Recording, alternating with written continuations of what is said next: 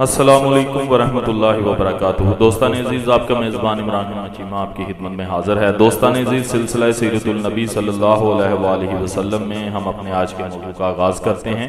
نئے دوستوں سے گزارش ہے کہ وہ چینل کو سبسکرائب کریں تاکہ ہماری ہر ویڈیو آپ کو سب سے پہلے موصول ہوتی رہے۔ تو آئیے آج کے سبق کا آغاز کرتے ہیں۔ بسم اللہ الرحمن الرحیم۔ صدیق اکبر کی جواں مردی۔ اسلام کی ان ابتدائی شاندار کامیابیوں نے کفر و باطل کے ایوانوں میں ایک کوہرام مچا دیا اور انہوں نے حق و صداقت کے اس ابھرتے ہوئے آفتاب کی کرنوں کا راستہ روکنے کے لیے پردے تاننے کی مہم کا آغاز کر دیا۔ وہ یہ سمجھتے تھے کہ اس طرح وہ باطل کے اندھیروں کو حق کی ان روح پہلی اور تابندہ کرنوں کی یلغار سے بچا سکیں گے، جو بالکل ناممکن تھا۔ ان کے جور و ستم کا آغاز ایک چھوٹے سے واقعے سے ہوا جس کو علامہ ابن کثیر کے حوالے سے ہدیہ قارئین کیا جاتا ہے۔ علامہ ابن کثیر رقم تراز ہیں۔ جب مسلمان مردوں کی تعداد 38 ہو گئی تو حضرت ابوبکر نے بارگاہ رسالت پناہ میں عرض کی کہ یا رسول اللہ، اب ہمیں کھل کر میدان میں نکل آنا چاہیے اور تبلیغ اسلام کا فریضہ پوری قوت سے انجام دینا چاہیے۔ حضور نے فرمایا، اے ابو بکر، ابھی ہماری تعداد بہت کم ہے۔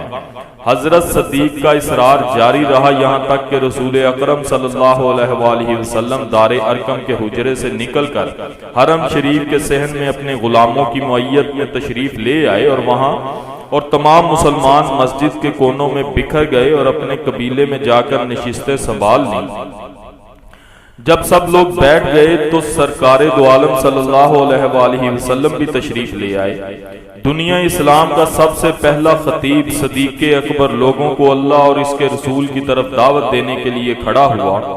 کافر صدیق اکبر کے اس خطبے کو سن کر آگ بگولا ہو گئے اور مشتعل ہو کر ابو بکر صدیق اور باقی مسلمانوں پر حلہ بول دیا اور ان کو خوب مارا پیٹا۔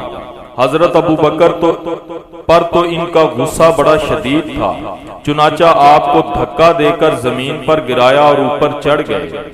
پاؤں سے لتاڑتے اور ڈنڈوں سے زد و کوب کرتے رہے۔ اتنے میں بدبخت عتبہ بن ربیعہ آ گیا۔ اس نے اپنے بھاری برکم جوتے اتارے اور ان سے آپ کے چہرے پر پے در پے ضربیں لگانے لگا اور آپ کے پیٹ پر چڑھ کر کودنے لگا۔ آپ کا چہرہ سوج کر پھول گیا، یہاں تک کہ ناک اس سوجن میں نظر ہی نہیں آتی تھی۔ آپ کے قبیلے بنو تیم کو معلوم ہوا تو انہوں نے مشرکین کو دھکا دے کر حضرت ابو بکر سے دور ہٹایا اور آپ کو ایک کپڑے میں لپیٹ کر آپ کے گھر لے آئے۔ آپ کی موت میں کسی کو شک نہ تھا۔ پھر بنو تیم مسجد حرام میں واپس آئے اور اعلان کر دیا کہ اگر ابو بکر مر گئے تو ہم عتبہ کو ضرور تہ تیک کر دیں گے۔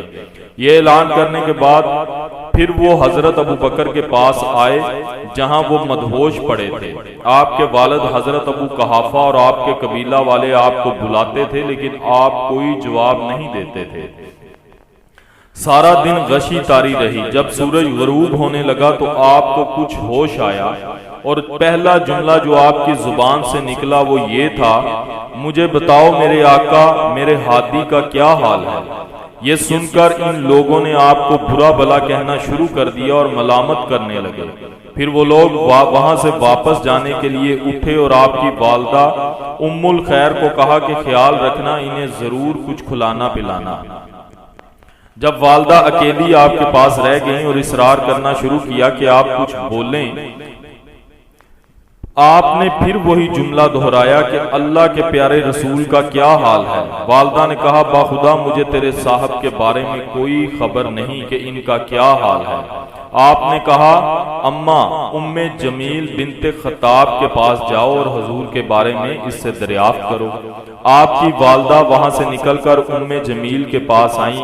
اسے کہا کہ ابو بکر تجھ سے محمد بن عبداللہ کے بارے میں پوچھتا ہے۔ اس نے جواب دیا، نہ میں ابو بکر کو جانتی ہوں نہ محمد بن عبداللہ کو۔ اگر تو پسند کرے تو میں تیرے ساتھ تمہارے بیٹے کے پاس چلی جاتی ہوں۔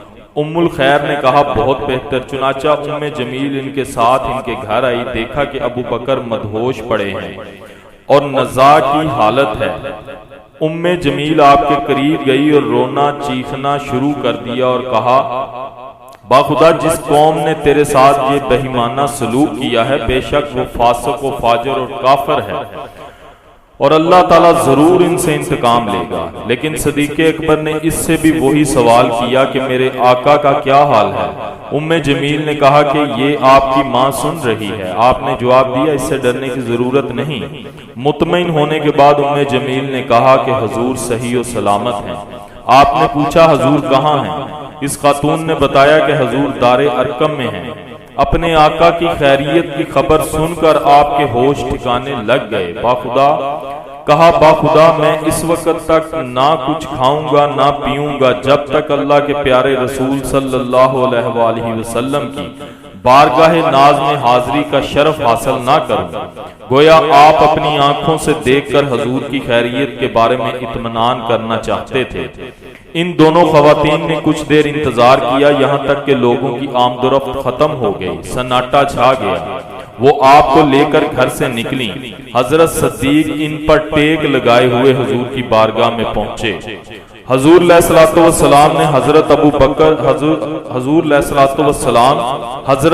بکر پر جھک گئے اور ان کو بوسہ دینے لگے، اور مسلمان بھی ان پر جھک گئے، اور آپ کی حالت زار کو دیکھ کر نبی کریم صلی اللہ علیہ وآلہ وسلم کے دل رحیم پر بڑی رقت اور گداز طاری ہوئی۔